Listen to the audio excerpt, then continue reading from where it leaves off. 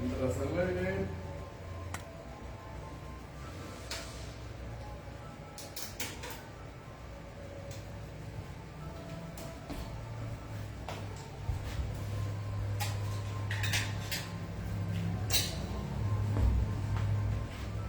Santo.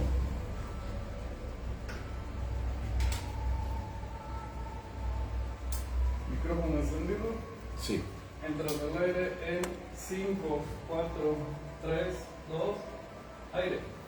Hola, ¿cómo estás? Dios te bendiga. Te saluda tu amigo el pastor Israel Vallejo, como siempre contentos y alegres por este favor que el Señor nos da de poder llegar hasta tu hogar, hasta la comunidad donde tú estás. Te enviamos un saludo afectuoso en el nombre de Jesucristo y deseamos que Dios te bendiga, que Dios te rodee con su amor y su misericordia. En este día estamos hoy en vivo transmitiendo esta señal en Arcón Televisión, en tu programa Palabra Viva. Hoy estamos aquí desde Cerrito, San Luis Potosí, transmitiendo a toda esta área del altiplano potosino y para todos los que nos hacen el favor de sintonizar este canal Arcón Televisión. Estamos muy contentos. Ya habíamos tenido unos días alejados un poco por situaciones también del Ministerio de Trabajo. Estuvimos en Tula, Tamaulipas. Les enviamos un saludo a los pastores allá en Tula, Tamaulipas, especialmente al pastor Apolinar Vázquez, que Dios les bendiga, al pastor Javier también. Por ahí estuvimos con ellos llevando a los jóvenes en unos días de mucha bendición, disfrutando el clima y disfrutando la bendición del lugar tan hermoso que es Tula, Tamaulipas. Y bueno, dejaron huella muy profunda en nuestros corazones. Estuvimos ahí 3 días de congreso juvenil de SIDEC, de Concilio de Iglesias de Dios en Cristo. Aquí en México, lo que en Estados Unidos es COYIC, acá es SIDEC. Gloria a Dios por el pastor Tomás Reyes y por los pastores que estuvieron apoyando y ayudando para que los jóvenes tengan una bendición especial. Y bien, quiero comenzar en este día porque nuestro propósito es traerle una palabra de reflexión, una palabra de bendición, una palabra que traiga un impacto poderoso en su vida.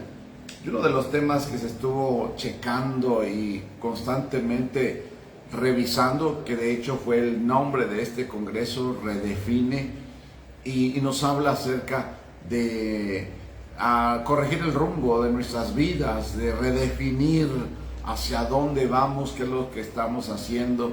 Y tú y yo, como cristianos, como hijos de Dios, tenemos esa obligación también, esa necesidad de estar corrigiendo nuestro camino, de poder entender la voz de Dios, el llamado de Dios para nuestra vida y tomar decisiones correctas, decisiones que puedan bendecir nuestras vidas.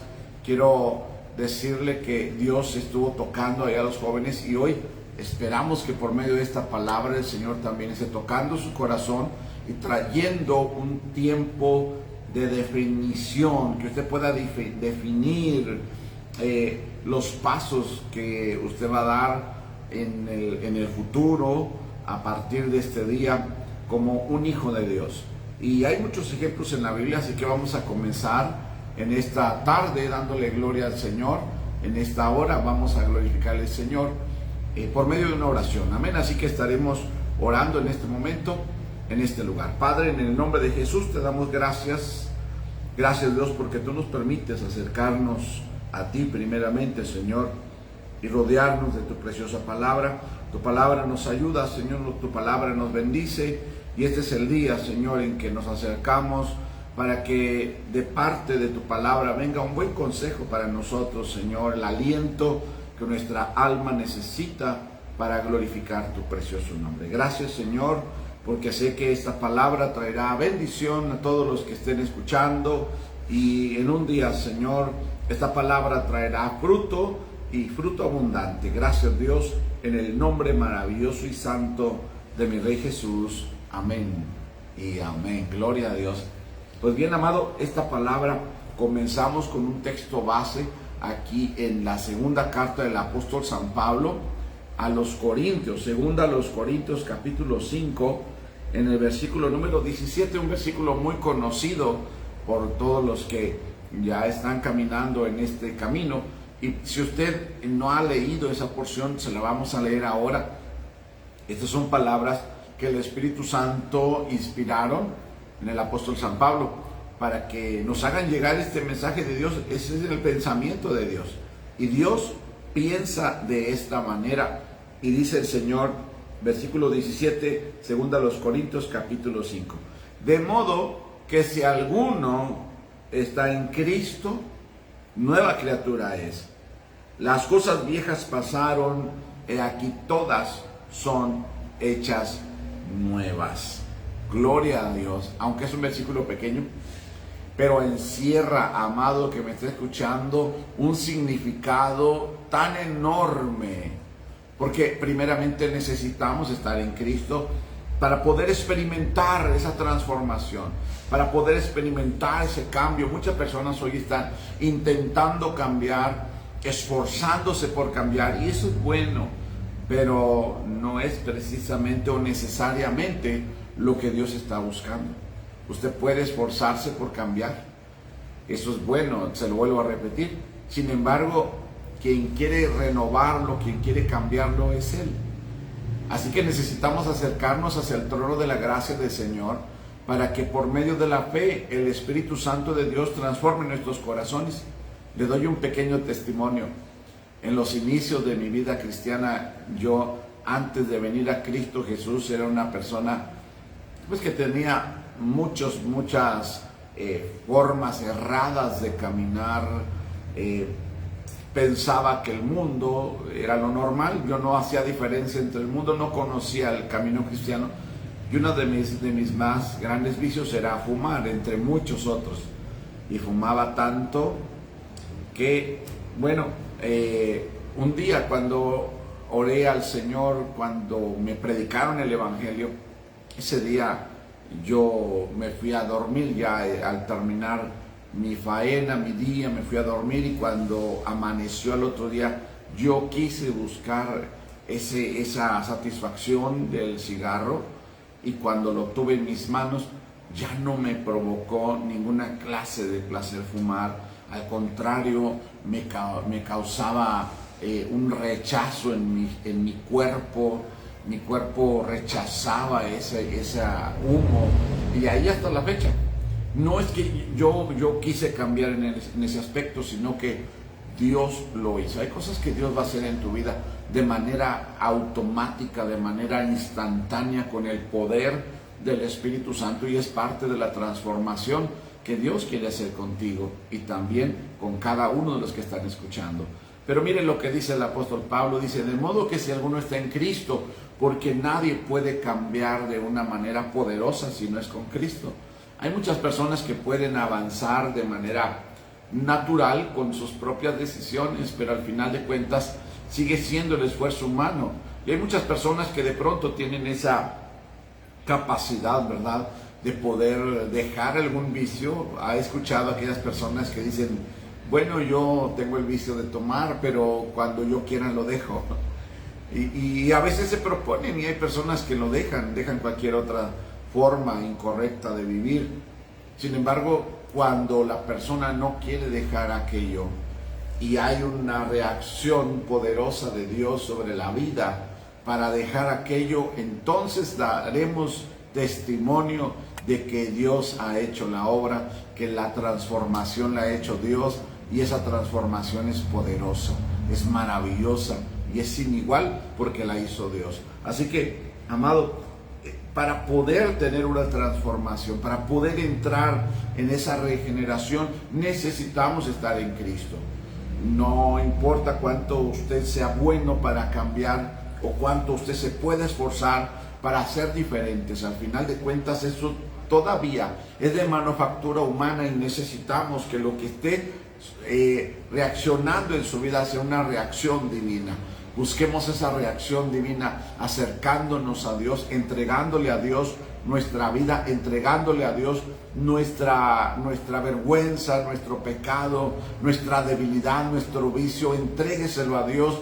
Si usted no puede cambiar aquello, esto es mejor para que usted vea que Dios es el que sí puede transformar. Porque si el hombre cambia solamente porque él puede, entonces ¿dónde está la obra de Dios? ¿Qué poder sobrenatural está ahí si es la voluntad humana? Sin embargo, cada una de las personas que hemos sido transformadas por el poder sobrenatural de Dios, podemos testificar que no fuimos nosotros. Nosotros no pudimos cambiarlo, sino que fue Dios haciendo la obra, haciendo esa obra maravillosa con el poder de su Espíritu Santo. Y el apóstol San Pablo lo dice: de modo que si alguno está en Cristo, nueva criatura es. Las cosas viejas pasaron. Toda la vida que teníamos en el pasado es transformada. Y no estoy diciendo que va a cambiar de matrimonio o de trabajo, no, sino que usted, su esencia va a ser transformada. Ahora el Señor comienza a generar en la persona creyente un nuevo nacimiento. Eso le llaman en teología la regeneración. Cuando ya vino la justificación y comienza la santificación, que son temas doctrinales, de doctrinas fundamentales en la iglesia, es importante que usted pueda percibir el poder de Dios transformando su vida. Así que de modo que si alguno está en Cristo, nueva criatura es. Las cosas viejas pasaron y aquí todas son hechas nuevas. Y se refiere a aquellas cosas espirituales que tienen que ver con la eternidad.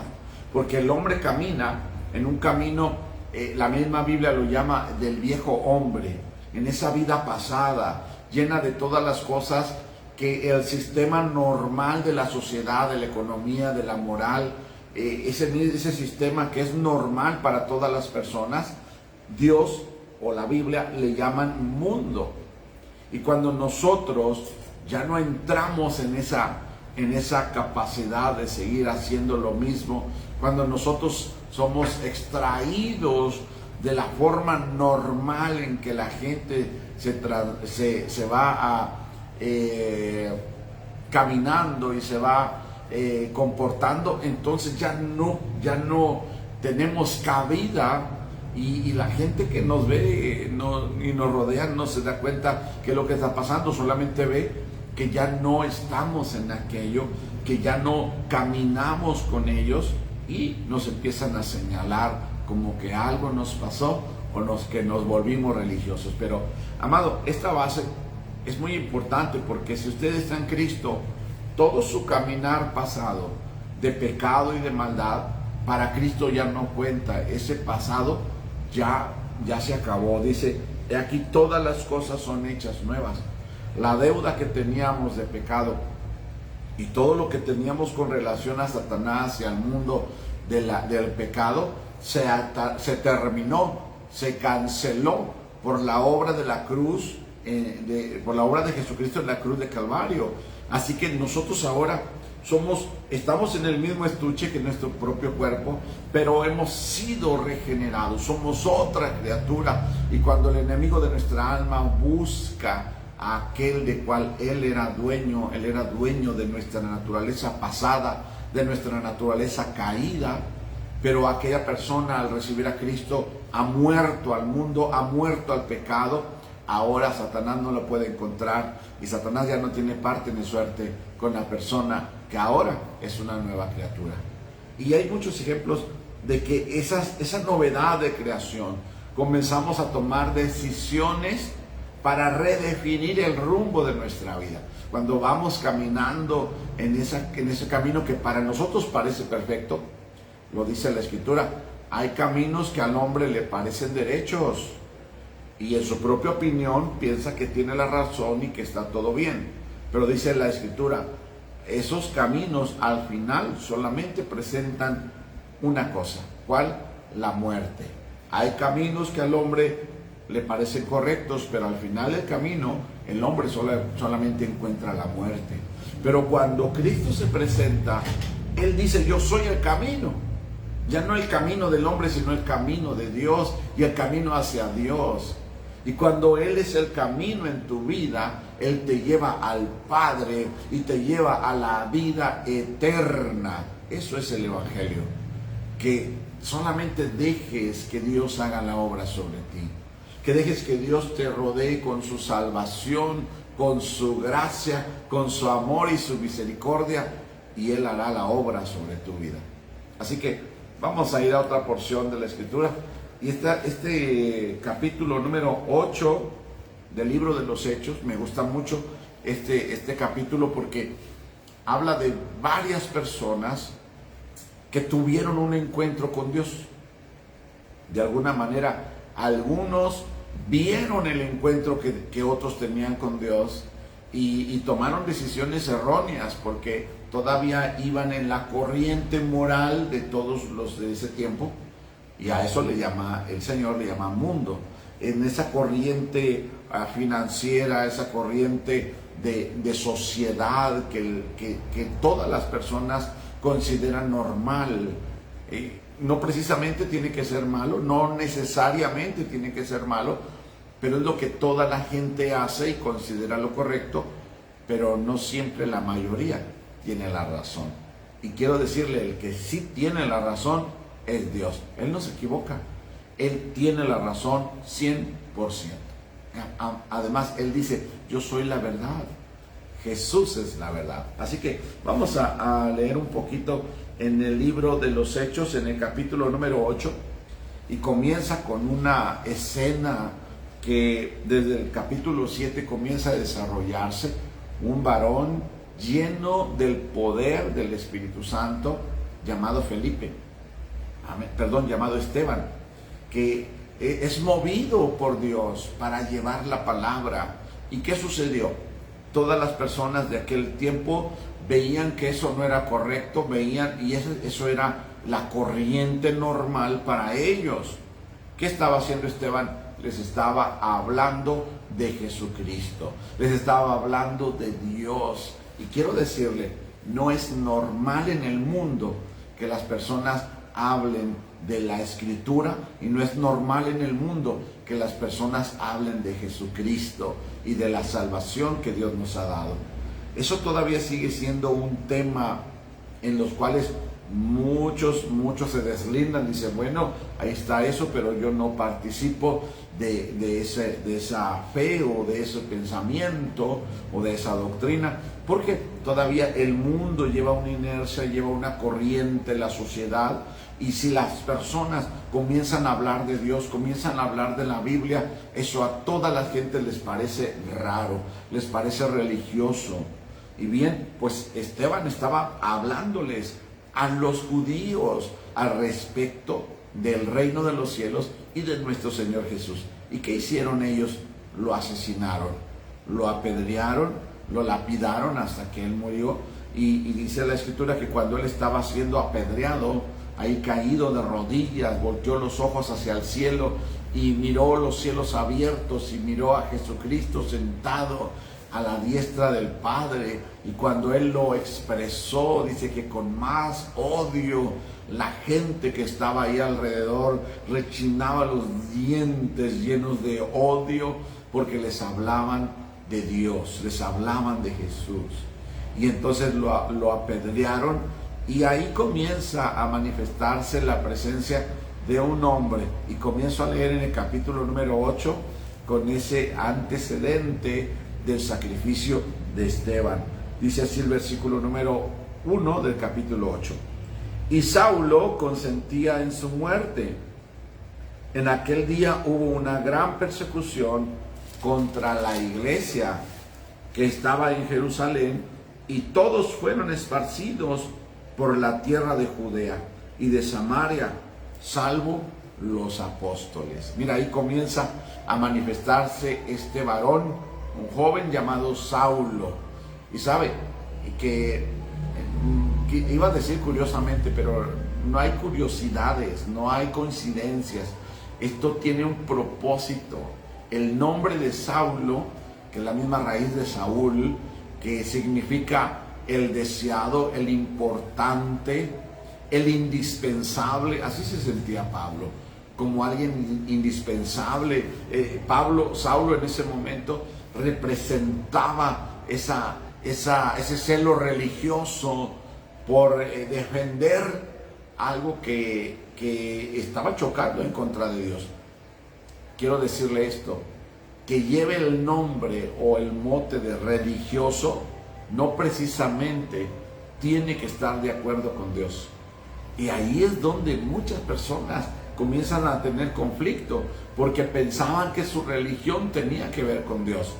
Sin embargo, cuando Esteban está hablándoles de Dios, la religión de Saulo se ve agredida.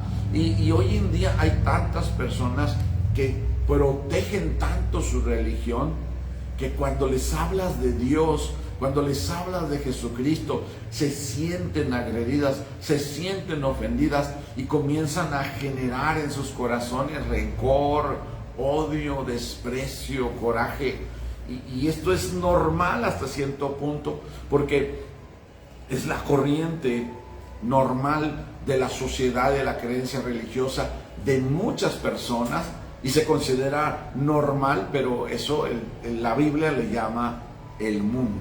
Lo que el mundo piensa no precisamente tiene que ser algo que está correcto delante de Dios. Esteban estaba hablando por el Espíritu Santo. Esteban estaba lleno del poder del Espíritu Santo. Y Saulo, que en ese momento representa la sociedad religiosa llena de celo, está consintiendo en la muerte de un creyente. Y Esteban se convierte en el primero de los mártires por el Evangelio, después de Juan el Bautista, porque Jesús todavía no se manifestaba en plenitud con Juan el Bautista, pero cuando Esteban está predicando, ahí ya había habido resurrección, ya Jesús había ejecutado la obra de salvación completa en la cruz de Calvario, ya había resucitado, ya había ascendido al cielo, y así que ahora la carga, la responsabilidad de la predicación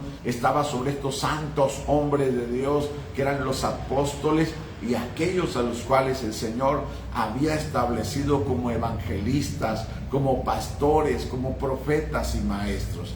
¡Qué tremendo! Así que Saulo, el que significa el indispensable, ¿sabes? Cuando tiene un encuentro con Dios camino a Damasco, ahí el Señor lo toca de verdad, lo toma de manera sobrenatural, y hasta el nombre es cambiado.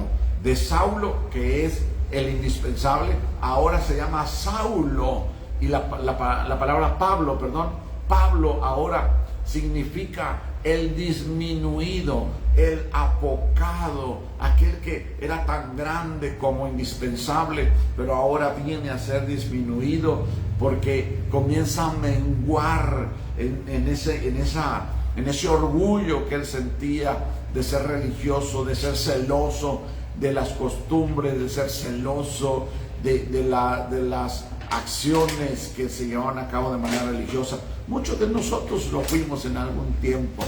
Yo fui en algún tiempo así de celoso cuando oía de las personas que hablaban de Dios, que hablaban del Evangelio. Hoy en día yo voy a evangelizar, yo voy a predicar, yo llevo por las calles y por algunos lugares la palabra, y me encuentro con personas. Cuando yo les pregunto que si quieren escuchar el Evangelio, dicen, no, nosotros no queremos nada de eso, y nosotros tenemos una religión. Sin embargo, no saben lo que es la palabra Evangelio. Y vemos ahí, amado, a un Saulo de Tarso, que luego camino a Damasco es sorprendido por una luz brillante que lo hace caer al piso, y una voz estruendosa que le llama por su nombre y dice, Saulo, Saulo, ¿por qué me persigues? Y se presenta y dice, yo soy Jesús al que tú persigues, y le da una palabra, le dice, dura cosa es dar de coces contra el aguijón. Una coz es una patada y un aguijón es una punta, y cualquiera que patee una punta seguramente llevará daño tremendo en su pie. Así que no puedes ir en contra del Evangelio, porque sería dar de coces contra el aguijón. No puedes ir en contra de la Biblia, porque es dar de coces contra el aguijón. No debes ir en contra del Evangelio, no debes ir en contra de la predicación de Jesucristo. Yo no sé qué religión puedas tener, pero si vas en contra de la Escritura y en contra de la predicación de Jesucristo, entonces estás dando coces contra el aguijón. Y tú tienes que redefinir y buscar el rumbo correcto. No te conformes con lo que las personas hoy te han enseñado, lo que tú sabes. Busca más, busca de Dios, métete en la palabra de Dios, comienza a buscar más y más de Dios, y Él hará.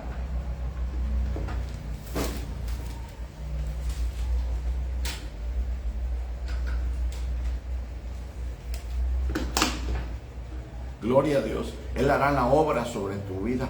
Él traerá una bendición especial. Él pondrá tu nombre en el libro de la vida, y el día de la resurrección tú tendrás parte. Esto es maravilloso, amado, porque conocer, entender esto, amado hermano, te va a llevar a participar en la resurrección. Entender esto y reconocer esto te va a llevar a tener parte en la resurrección de los muertos. Esto es importante, esto es vital, que tú puedas conocer lo que Dios tiene para ti, lo que Dios quiere hacer contigo. Saulo, después de ese encuentro, él se llama Pablo, y ahora es llevado de la mano porque perdió la vista en ese encuentro con Jesús en camino a Damasco, y ahora se convierte en un predicador celoso del Evangelio, del verdadero mensaje de Dios. Y quiero hacerte aquí un paréntesis. Ninguna religión alcanza a tener el verdadero mensaje de Dios si no es el Evangelio. No importa qué buena sea tu religión, qué grande sea o qué moderna sea, si esta religión no tiene el Evangelio, que es el mensaje de salvación, entonces no es correcto y está en contra de Dios. Saulo pensaba que él estaba bien cuando él arrastraba a las personas. Dice que ahí comenzó una persecución bien grande contra la iglesia.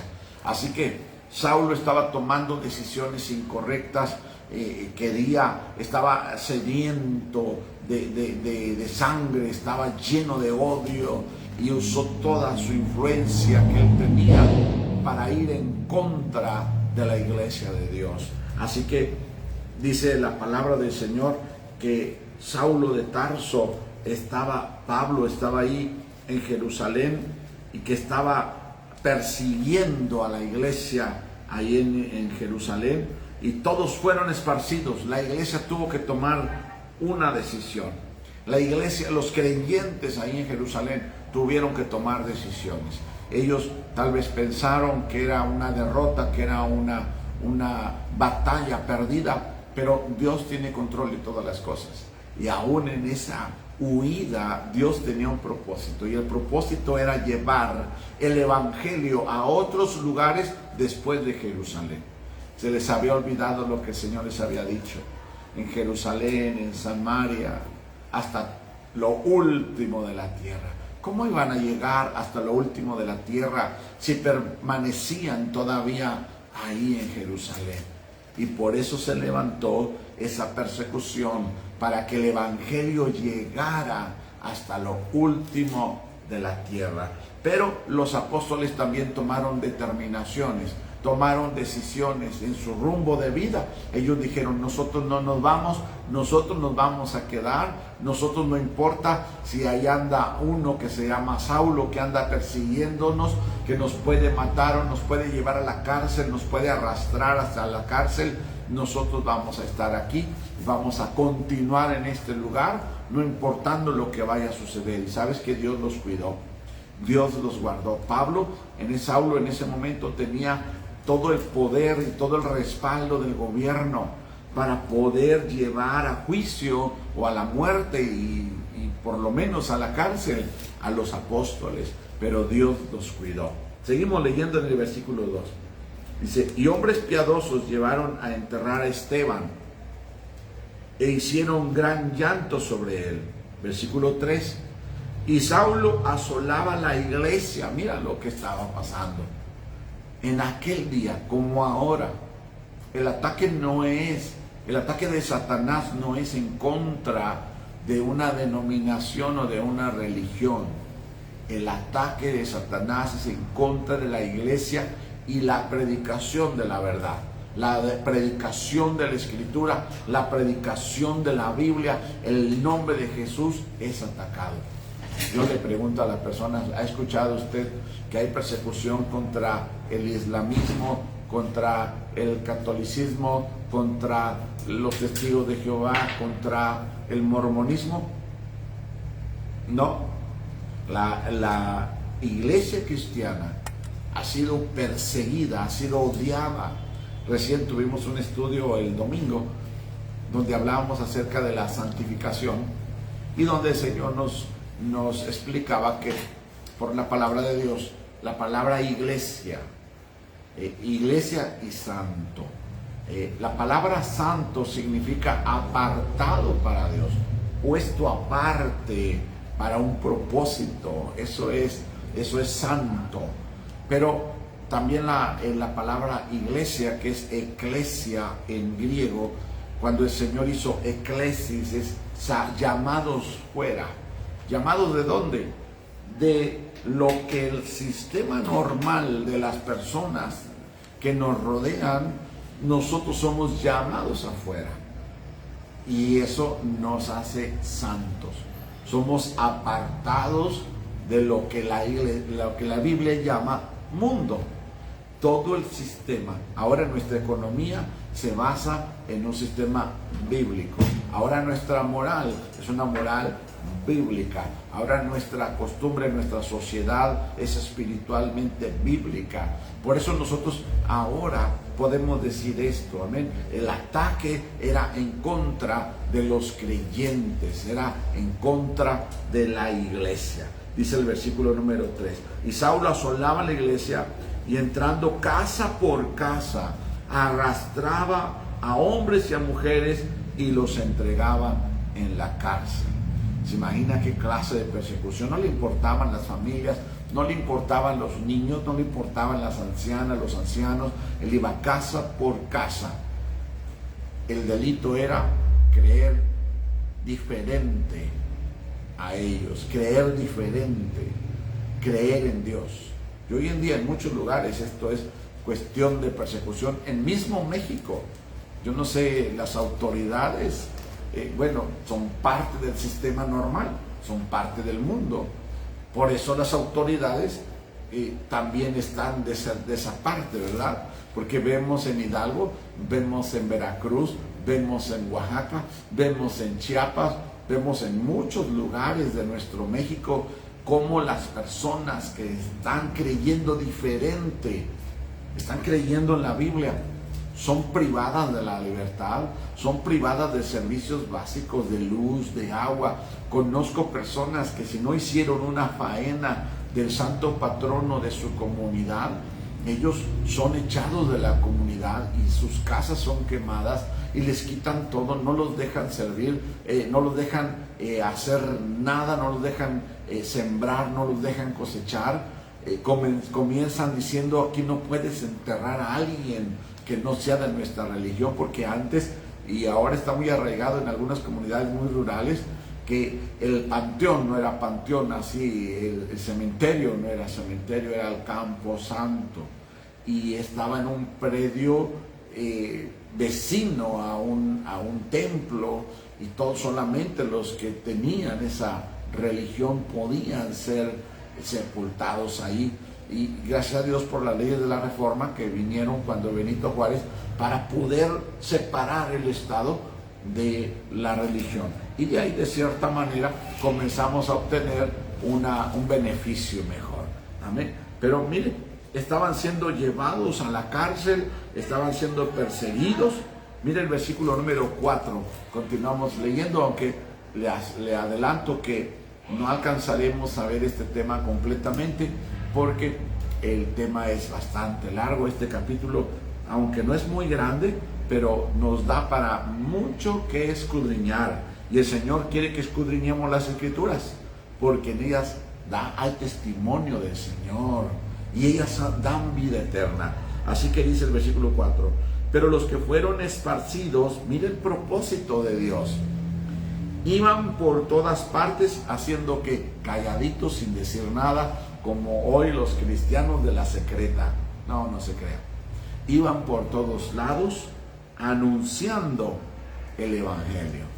Ese era el plan de Dios, que el Evangelio se descentralizara de Jerusalén y se esparciera a través de todo el mundo.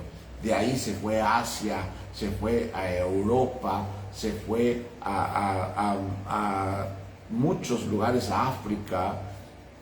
Hay testimonios de iglesias muy antiguas en África, en Europa, en Rusia, en Turquía, y luego todo eso el Señor acomodó para que llegara hasta nuestro continente, el continente americano, y falta poco para que se haya predicado el Evangelio en todo el mundo, y después de eso vendrá el fin. Así que seguimos leyendo. Entonces Felipe, ahí está otro varón que tuvo que tomar decisiones. Felipe era un creyente, era alguien que creía. Felipe, descendiendo a la ciudad de Samaria, les predicaba a Cristo. Mira nada más, no predicaba una religión, predicaba a Cristo.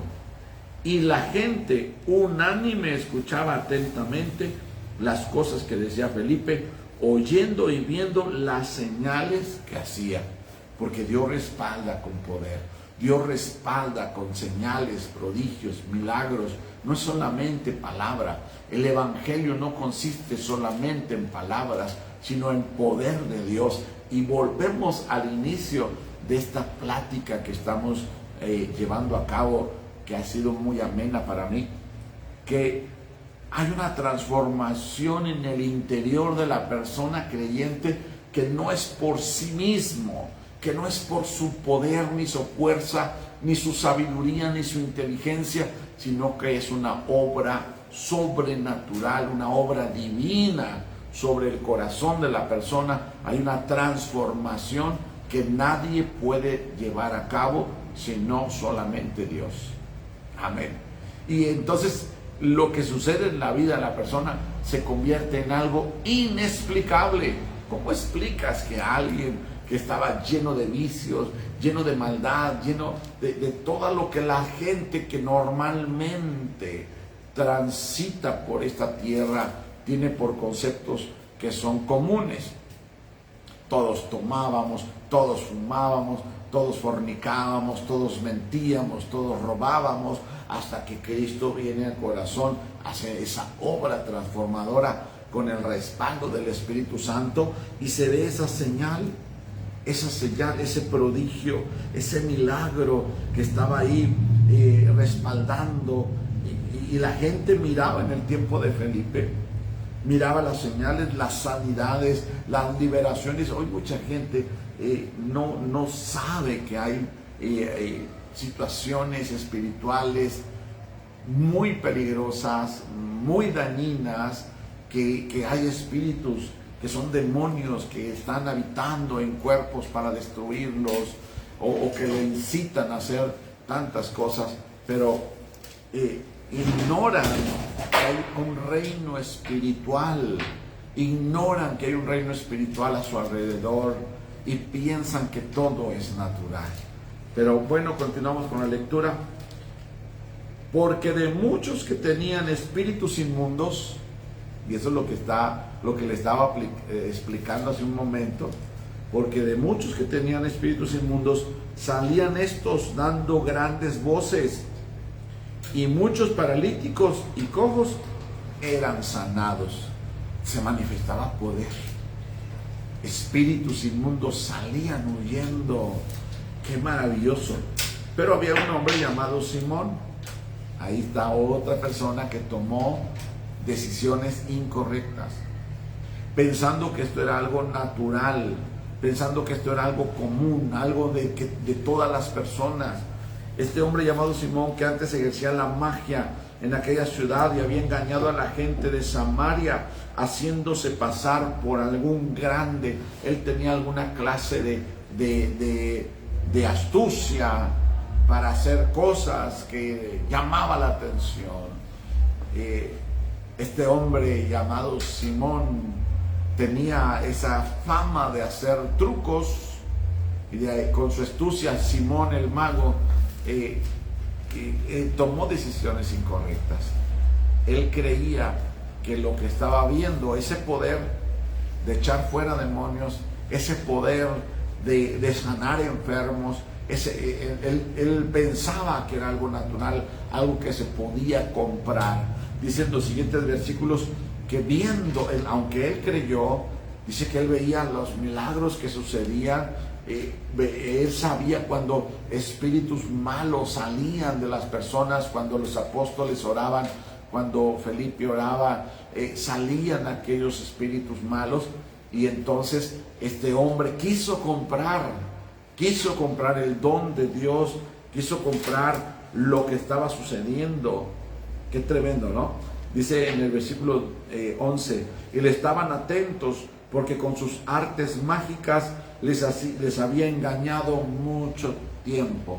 Quiero decirle esto, las artes mágicas solamente son un engaño, lo dice Dios. Las artes mágicas son trucos, y si pudiera tener algo sobrenatural, proviene de Satanás.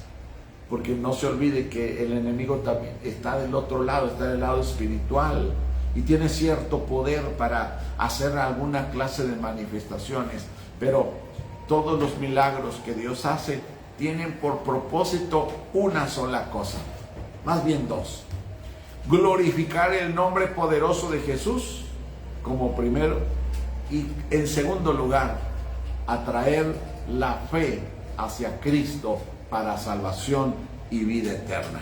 Si algo está pasando ahí donde tú vas, ahí donde tú estás, algo sobrenatural, algo sorprendente, algo que te llama la atención, que junta personas, que hay expectativa, que está resonando entre la gente que está ahí, y no honra a Jesucristo y no atrae las almas para que por medio de la fe sean salvas, entonces son artes mágicas y no honran a Dios. Así que este hombre, cuando creyeron a Felipe, que es el que les predicaba, que anunciaba el evangelio del reino de Dios y el nombre de Jesucristo, se bautizaban hombres y mujeres, se bautizaban en agua. También creyó Simón, versículo número 13, y habiéndose bautizado estaba siempre con Felipe, estaba mirando, pero él estaba con Felipe porque tenía en su mira algo, un pensamiento que no estaba puesto por Dios. Dice, y viendo las señales y grandes milagros que se hacían, estaba atónito, porque lo que estaba pasando por medio de Felipe, esas personas que sanaban, esas personas que Dios les devolvía la vista, esas personas que eran restauradas, que eran bendecidas, esas personas que recibían el Espíritu Santo, esas personas que eran liberadas de la posesión diabólica que tenían, ¿sabe?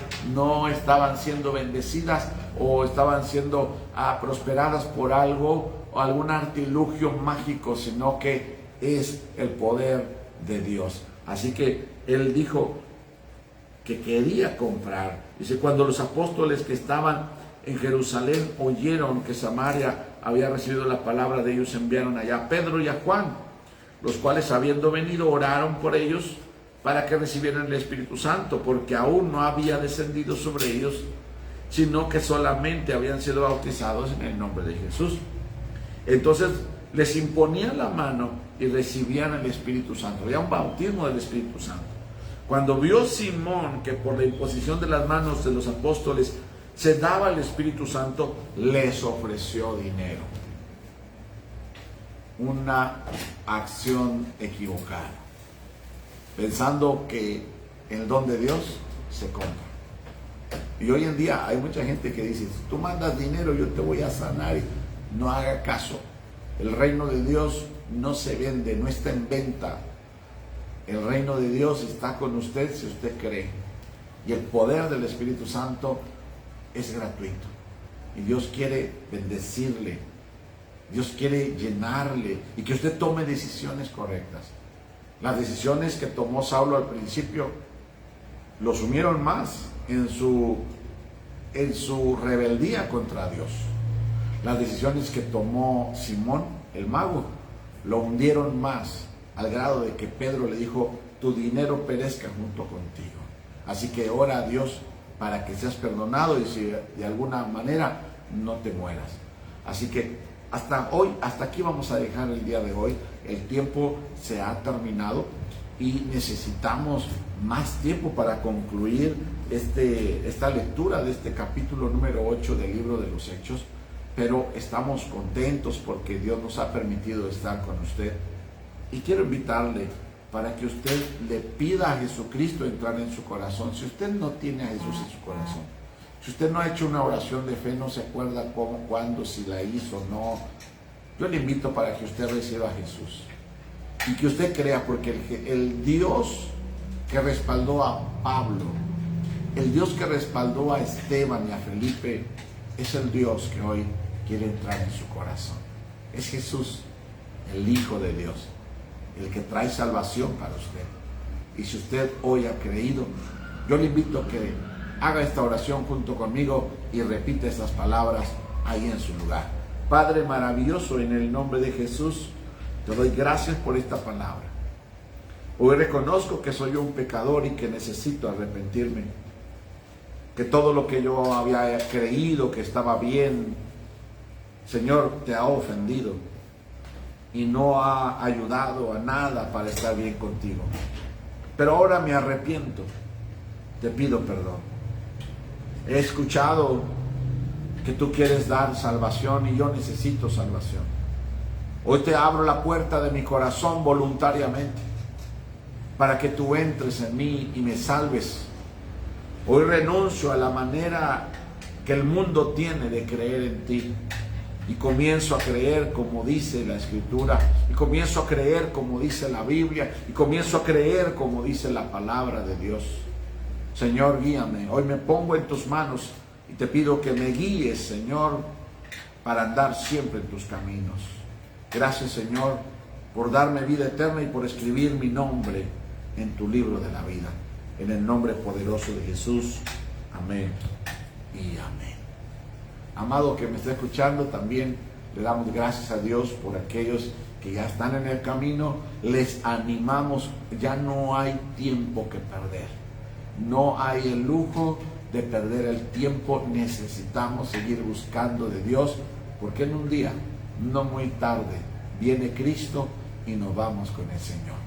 Así que este día le quiero bendecir en el nombre de Jesús y le quiero invitar para que nos deje comentarios ahí en Facebook.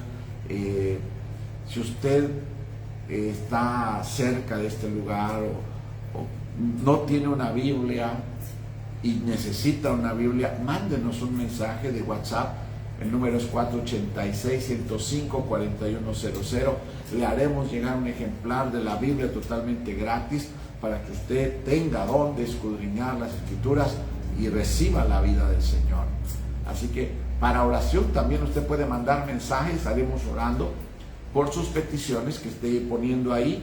Amén. Si usted nos hace el favor de orar por nosotros, estaremos muy agradecidos.